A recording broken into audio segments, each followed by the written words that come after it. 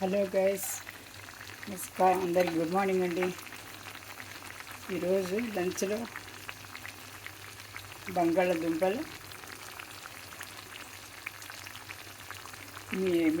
మిరియాల పొడి వేసి చేస్తున్నానండి. కోడిగుడ్లు ఆలుగడ్డ అన్నమాట. ఇదేమో పెసలతో చేస్తున్నానండి. చపాతీలోకి బాగుంటుంది ఇది ఉల్లిపాయలు, పచ్చిమిరపకాయలు నూనెలో బాగా వేయించుకొని తర్వాత ఆలుగడ్డని చక్రాలలాగా తరుక్కొని ఆలుగడ్డలో ఒక 5 నిమిషాలు బాయిల్ చేసుకోవాలండి. బాయిల్ చేసుకొని 2 కోడిగుడ్లు ఉడకబెట్టి వేయించుకొని వేసుకోవాలండి. ఉల్లిపాయలు, పచ్చిమిరపకాయలు వేగినాక ఆ తర్వాత అల్లం వెల్లుల్లి పేస్ట్ వేసి పచ్చివాసన పోయేదాకా వేయించి తర్వాత ఈ బంగాళదుంపలు కలిపి ఒక స్పూన్ మిరియాల పొడి. దీనికి మిర్చి వేయరండి, మిరియాల పొడి మాత్రం వేస్తారు. కొద్దిగా చిటికెడు అంటే చిటికెడు అన్నమాట.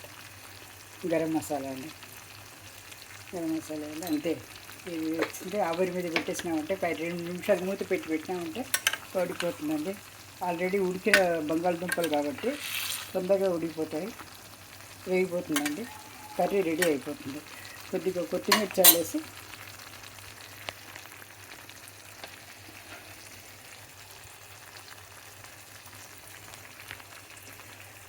కొద్దిగా చల్లుకోవాలండి. చల్లుకొని ఉప్పు సరిపడా ఉప్పు రుచికి చూసుకొని తర్వాత ఏమో మూత పెట్టేసారండి. 2 నిమిషాలు సన్నని మంట మీద పెట్టాలండి. రెడీ అయిపోతుంది ఇది ఆలుగడ్డ కుర్మాలాగా అన్నమాట. ఇదేమో ఉల్లిపాయలు, పచ్చిమిరపకాయలు వేసి వేగిన తర్వాత కొద్దిగా అల్లం వెల్లుల్లి పేస్ట్ వేసి ఒక టమాటా పండు అండి, టమాటా పండు సన్నగా తరిగి వేసుకోవాలండి. వేసి టమాటా పండు మెత్తపడింటే కొద్దిగా పసుపు, పచ్చిమిరపకాయలు కొన్ని ఎక్కువ వేసుకోవాలండి. దీంట్లో కూడా మిర్చి పొడి పోదు కాబట్టి ఇది వేసుకోవాలి. రాత్రంతా పగలు నానబెట్టి పెసలండి, ఇది పెసలు. ఇది పగలు నానబెట్టేసి రాత్రి మూట కట్టి పెట్టేస్తే బట్ట కట్టి పెట్టినామంటే ఉదయం వరకు మొలకలు వచ్చేస్తాయండి. ఈ మొలకలు ఎత్తిన దాన్ని ఇలా చేసుకొని దీంట్లో వేసుకోవాలి. ఇది బాగుంటుంది, హెల్తీ వైజ్ కూడా చాలా మంచిది. ఇది చపాతీలోకి చాలా బాగుంటుందండి. ఇది అన్నంలో కంటే చపాతీలోకి చాలా బాగుంటుంది. దీనికి సరిపడా ఉప్పు,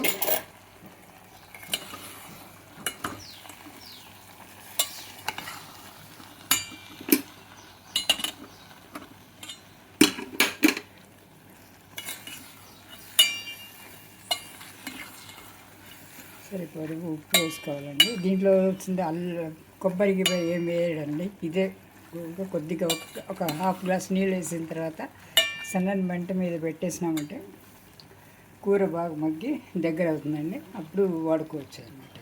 దీనికి కొత్తిమీర యాడ్ చేయాలండి.